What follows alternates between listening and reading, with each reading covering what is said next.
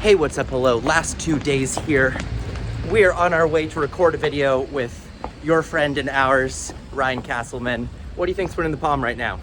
Well, you'll have to tune into his video. This video is going to come out after his. So we still have Dreamed Adventure and the birthday party premiere, but at this point I think it's safe to say that the Palme d'Or is going to be within the films we've already seen. You're going to say I'm biased, but I still think it's All of a Sudden. I don't think anything's like really topped it. I'm really on the fence. I just think it's going to be an optimistic Palme. It's going to be a Palme where, yes, the film is radical in its own way, and it's not maybe going to align everybody to it, but the jury is going to feel good, like awarding a film that is hopeful about the world. The other choices, Minotaur might be a bit too dark, and La Bola Negra might be a little bit too traditional in style and form.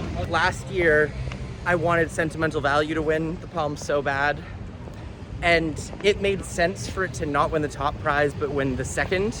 Just as like everyone loves this movie, but it might not be the most like pushing the boundaries. The Black Ball's the same. I kind of think Palme, All of a Sudden, Grand Prix Black Ball. That's how I'm feeling things shake out. The one, the only Ryan Castleman. Okay, done with that. Very late. Thank you so much to Ryan for having us on. Now, heading down to the short film competition, which starts in 5 minutes. Arno already ran down. We'll make it on time. Good morning, and thank you for being in such great attendance for this short film competition screening. So I just got out of 60% of the short film competition. I couldn't stay for all 10 short films because I have to run to a film that's screening at 1:15. But in those 6 films, I saw a lot of stuff that I really, really loved. I typically haven't done short films at film festivals, but this was a really great experience. There was a lot of breadth of variety in these short films. In the 6 that I saw, there were 2 animated films. Neither of those really impressed me all that much, but the live action films really got me. Of those 4 live action films, 3 of them were comedies, sort of absurdist, all sort of fitting into the same style, kind of reminiscent of Ilya Suleiman or Roy Andersson, comedies that sort of have vignettes and sort of take a step back, let the action play out, don't really direct our attention with close-ups or anything, they're just wide shots. And then there was one film that was a drama about a kid boxing, and it was all shot in long lenses, super tight close-up, and it was on the kid's face the entire film and nothing else. So what I saw in the 4 live action films, they all had a very strong voice. None of them were just kind of like a typical movie. All of them were doing something interesting, unique, different. My favorite of the bunch, and the one that again, I missed 4 of the short films that are playing in the program, so I can't speak to all of them. But of the 6 that I saw, the one that I immediately put into my favorite short films, the one that I hope can walk away with the short film Palme d'Or, is A Few Things Happening by a River by Daniel Suarez. This is an interesting one because Daniel Suarez is a photographer that I have followed on Instagram, photographer, filmmaker. I've followed him on Instagram for years, and then just randomly saw that he was playing in the competition here. And I really like his work as a photographer. I really like his video work. And so seeing him here was very exciting. And the film is so funny. The idea of it is it starts off with a group of teenagers who, for social media clout, are pretending to be dead, floating face down in a river.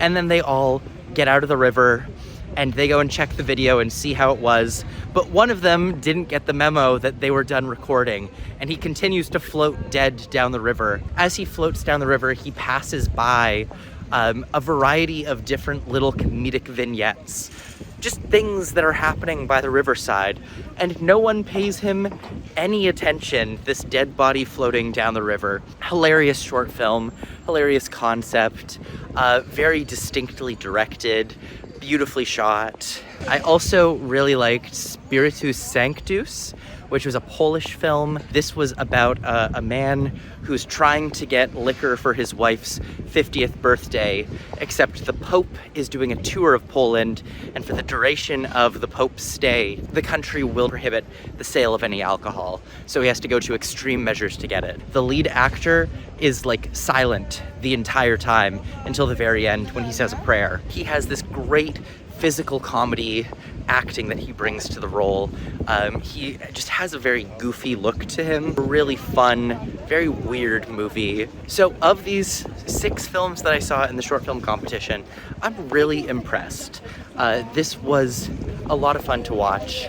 And I think the best thing about it is all of these films kind of feel attainable. Sometimes I'll watch short films and be like, how the hell would I or anyone I know ever make something like this? But watching the short films in competition this year, most of them felt very much like something that's within reach. That was inspiring. Sad I had to leave before seeing the final 4, but you know, I gotta go see We Are Aliens.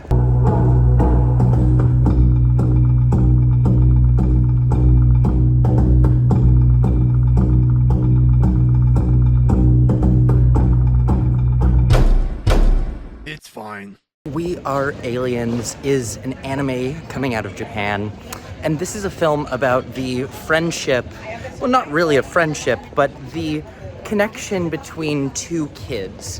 One of them being sort of ordinary, you know, cool kid, and the class weird kid that he ends up hanging out with quite a bit. Sometimes because he wants to, sometimes because he just doesn't know how to get away from the kid. And despite everyone else telling him to get away from the weird kid, Gyotaro, this kid kind of clings on to him.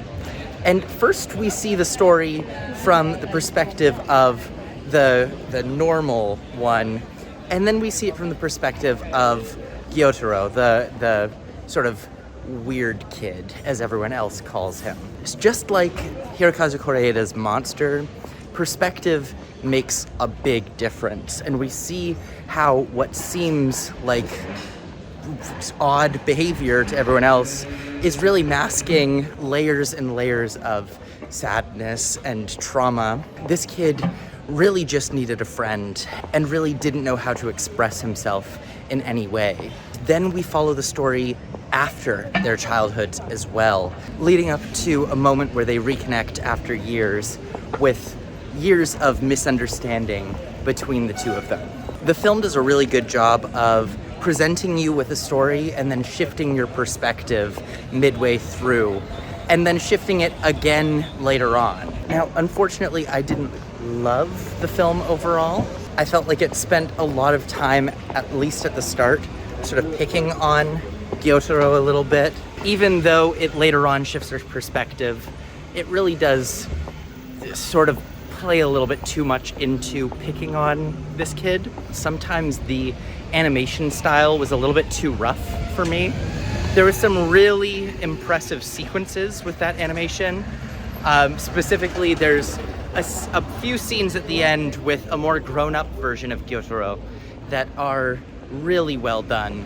But for the most part, I just found it to be a little bit rough, a little distracting at times from the story. It's not one I'm going to rush to be recommending, but if you end up seeing it, there's a lot of good elements. Enjoy the screening. Wow. Earlier in the festival, some friends told me that I had to see Atonement, said it was really good. I couldn't figure out a way to fit into my schedule until today, and they were right. This movie is really good. Atonement is basically answering the question, what if American Sniper wasn't a fucking evil piece of shit movie?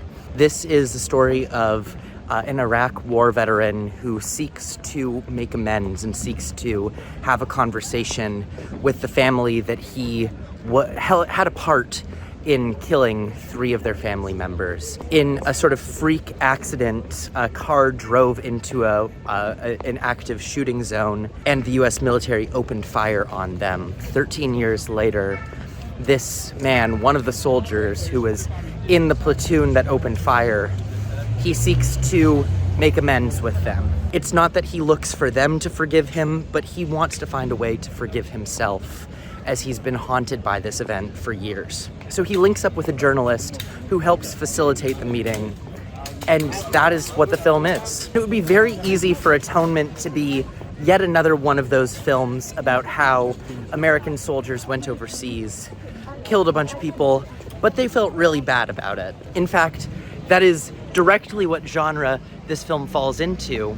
But what makes Atonement different and what makes it special is that I think it understands the pitfalls of this form of film. It understands that this is obviously a deeply unbalanced story, and the power dynamic there is incredibly unfair and skewed always towards the Americans, especially in a movie made by Americans. In a way, this film is a deconstruction of the PTSD narrative. It's a deconstruction of all of these other films and articles and stories that look at the effects of war through a distinctly American perspective. Yes, our main character gets his conversation, he gets to have his moment of atonement, but the film is much more than it is about him forgiving himself or the family forgiving him. It's about the family reckoning with their own feelings about the event years later. This is the best years of our lives for the modern era. It is, I think, one of the best post-wartime movies that I've ever seen coming out of the US. It's deeply reflective. It's very, very sad. And again, it does all of that by just avoiding the pitfalls that this type of movie so often falls into as a propaganda piece. Highly recommend seeing this one whenever you can. Even if you don't like war movies, even if the storyline has you skeptical, this is really important. Anyways, on to my last movie of the day. This is going to be The Birthday Party. Now, I was supposed to do The Dreamed Adventure, but I canceled my ticket for it, and I'm glad that I did because it seems like everyone hates it and fell asleep during it. So instead, it's The Birthday Party, and then it's a night out, enjoying one of the last days of the festival. Tomorrow it all wraps up, so anyways, catch up after The Birthday Party.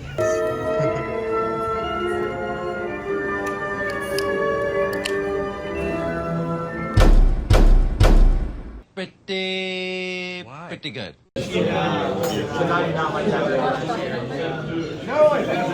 The birthday party ended a few hours ago. Then I went out for pizza and everything, and now finally get to talk about The Birthday Party. This is the new film by Léa Mysius, who did The Five Devils, who wrote Emilia Perez, well, one of the writers of Emilia Perez. Don't blame that all on her. Anyways, The Birthday Party is a thriller about a woman who, on the day of her birthday party, people from her violent past show up at the house, and home invasion, they hold them all hostage. It's kind of a funny games situation, and they start revealing secrets about her past. And it's a fun, twisty-turny thriller. Doesn't really do anything new that we haven't seen before. You know, it really is just funny games, history of violence. It's even reminiscent of Over Your Dead Body, the Jason Segel movie that came out earlier this year. It really doesn't break any new territory, but it is fun. I had a good time with it, and at a film festival like this, the very tail end, you need something that's upbeat, that's fun, that keeps things moving, and this was thrilling. It was packed with really great moments, and honestly, I did find the social media aspect to be an interesting addition to this sort of home invasion, witness protection thriller that we've seen in the past. This was a really great way to end the day off. But of course, it wasn't really the end of the day. Now I'm gonna go meet up with some other friends for some drinks and just spending the night out. End of the day, not gonna make this a long video, but I will see you in the morning.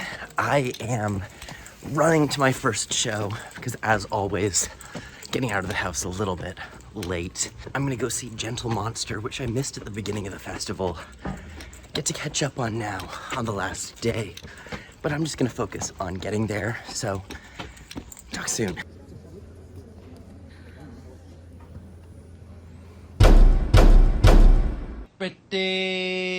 Pretty good.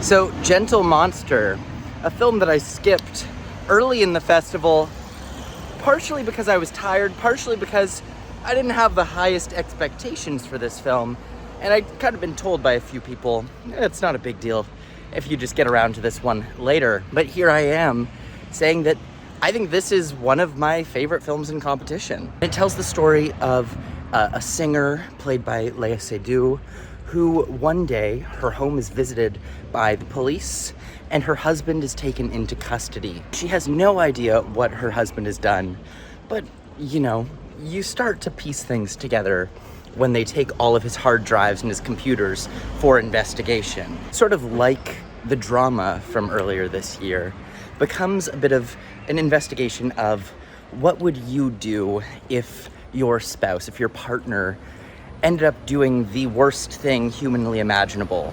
Where does that leave you? When that evil partner says, I did this all for you, I did this to provide for our family, do you share in any guilt in any way? It's a really great character study of a woman who at first is in denial and very quickly is in shock. Léa Seydoux does amazing, amazing work here. I love the tone, the way that Kreutzer puts together the story. Now, admittedly, I'm 46 movies in. I got a little sleepy at times during this one.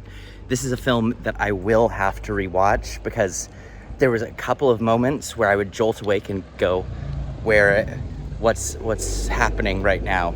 And I haven't had that for a single other film at the festival. There have been films that I've dozed during, but I'll wake up and I'll be like, okay, it's been 20 seconds for sure. Like, I know exactly what's happening. It's the same scene that I remember closing my eyes in. With this one, there was a few moments where I woke up and I was like, what have I missed? And I don't know how much of it I didn't see. I don't know what I missed, but this is the thing that comes with festival fatigue at the very end of a long lineup of films. So this one gets my recommendation, and I'm gonna take that recommendation and rewatch it whenever it comes out. Okay, time for possibly my last film of the festival, depending on what wins the palm. This is gonna be The Unknown. Pretty good. Let's talk about The Unknown. This is one that I sort of was like, oh, it's okay if I don't see it. I'd heard some mixed things throughout the festival, before the festival, and so when I missed my screening of it, I was like, okay, well maybe I just don't need to see that one. But ended up being able to catch it. Thank you to Arno for really encouraging me to give it a shot, because this movie is excellent. At least the second half is. The first half didn't get me. But anyways, this is a story of a man who, after a one-night stand, wakes up in the body of the woman that he slept with the night before. Freaky Friday'd and lost and unable to connect with anyone because he's gonna seem like a crazy person. He ends up finding his own body, only to find that his body has been inhabited by another stranger who herself is in similar circumstances, stranded in the body of a one-night stand. All these two have is each other, and frankly, they don't even want that. But where this film really shines is in the relationship dynamic between the Léa Seydoux man character, who has been sort of stranded in that body, and the character of the young teenager who's been stranded in the body of the original man. That relationship between the two of them, and the way that this teenage girl is kind of spiraling and spiraling deeper and deeper into a pit, while the other watches in horror as they have no control over their original body anymore. I like that it doesn't get bogged down in explaining the details of how this happens or what the unknown is. It leaves it as an unknown. It leaves the mystery. There's no solution to any of it, and I really appreciate that. It leaves this as this horrible mystery that cannot be solved, that they're stuck and there's nothing that they can do. There's no magical remedy to fix it. This Friday cannot be unfreakied. And honestly, It's dark, it's bleak, and it's really powerful. Now, I did mention that the first half of the film didn't really get me at all, and a lot of that was because it's like an anti-narrative for about 50 minutes, where this one night stand happens, he wakes up in Léa Seydoux' body, and then it's just like 50 minutes of walking around, staring at things, sort of not doing much. The film only really gets going when this other character is added in. And so up until that point, I was like, dear God, are we just gonna have a movie of people walking around and staring at things as we slow zoom? This film could have been even stronger if it got off to a bit of a faster start, if it clued us into some things a little bit quicker, rather than leaving us for about a third of the movie completely in the dark. But overall, despite the slow start, this one really hits. It's powerful and strange and eerie, despite what everyone has told me, despite what I'd heard about the film beforehand. This really, I think, is maybe a film that's ahead of its time. I could see this one being something that people come to appreciate over the years. And I'm really glad that I saw it here, and hopefully I'm on the right side of history with liking this one. But that might be my last film of the festival. That is number 46, 47 if we are including the short film program. But I'm just really looking forward to seeing what the jury chooses. We've heard some rumors now of who's been called back, and it's mostly as expected. But I won't talk more about that. I'll just catch up with you when I'm at the ceremony. Yo, On our way in. look at this.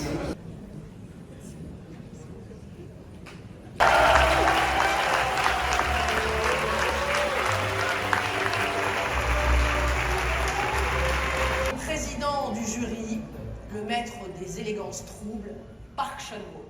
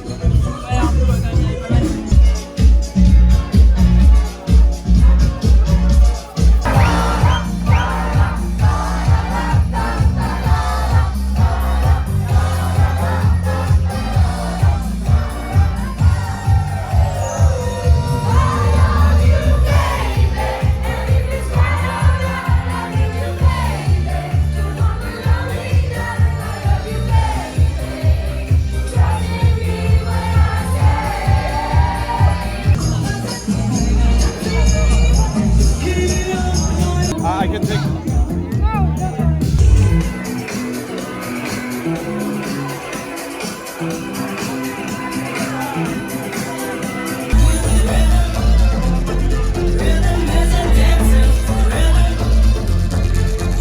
Guys, it's 5:30 a.m. My phone died, but that was the craziest night of my entire life. Hang on, I'm stepping outside so that I can talk about this without waking people up. Okay, let me break this down for you because I don't think the videos do justice to what we just experienced. We all went out for dinner after the palm ceremony. It was me and the guys and just like a rogues gallery that we collected through the festival. We made friends and I just like invited everyone. So we went for pizza, but then we were like, let's just walk along the beach and see if there's any party that you don't need an invitation to get into. So we walk past one. They're like, sorry, you need an invitation to get in. And we're like, okay, bye. So then we're like, oh, should we just give up? Should we just go to the bars? And then we're like, no, let's go one further down. So we get to the Magnum Beach and the security is like, oh, Come on in. Do you have a badge? Just come on in. Come on in. There's no invites needed. Oh, this is the Fjord and the Black Ball after party. And we're like, that sounds fake. But the party's dead. And so they let us in because they're like, we just need anyone in here. And you guys are young and you seem fun. And so we started dancing, and then we were like, this place is crazy. They're giving out ice cream for free. There's free drinks after like 30 minutes of dancing. The entire cast of the Black Ball gets there. And Los Javis are there. Like, the entire cast gets there. Minus Glenn Close and Penelope Cruz. Penelope Cruz came later, and I didn't talk to her, but my friends did. But I talked to Los Javis. We had like multiple long conversations with one of the lead actors of the Black Ball. And then the Fjord team gets there, and we're all dancing, and suddenly we're like, that's Renata Reinsve. Just jumps over the VIP area, basically. She's so tall. And she just starts dancing like crazy. And we're all like, the whole dance floor kind of like circles around Renata, and we're all clapping for her. That's when my phone died, which is why that's the last video. So we were dancing with Renata. Christian Manju got there. He was so nice, and he told us all about the movie and about his influences. And he was just talking about his vision of what movies can be. He like walked out of the party with us. And Lucas Daunt was there, as well as the entire team of Coward. We saw multiple jury members there. The party was shut down. And then we just decided there's gotta be an after party. Let's just walk. Let's just walk. So we walked with the actors from La Bola Negra, and we ended up at this villa, and we hung out until 5:30 a.m. just hanging out with the actors. This is the best night of my life. Yeah. And my flight is in, I think, like 8 hours. So I'm just packing up now. There's no use sleeping after that. There's no use. Like, that's why we come to this festival. That's your fantasy film ball crossover with Black Ball and Fjord this year. So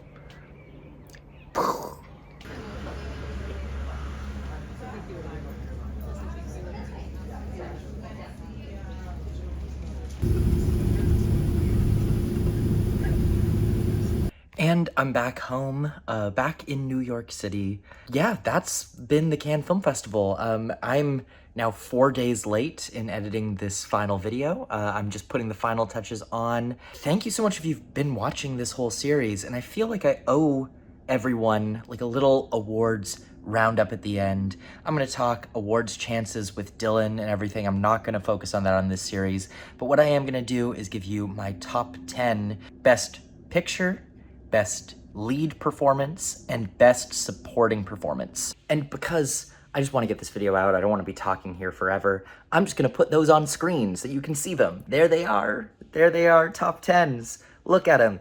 Supporting performance, lead performance, best picture. Those are my favorites of the festival. It's been a great festival. This was, it was stronger, I would say. Yeah, stronger than last year. I think on par with 2024 for me. A lot of films for you guys to look forward to and look forward to celebrating. This has just been a fantastic 2 weeks, fantastic 12 days. And I'll just wrap it up here. Thank you so much for spending this time with me. I appreciate you. And as always, my name's Matt, and this has been Fantasy Film Ball.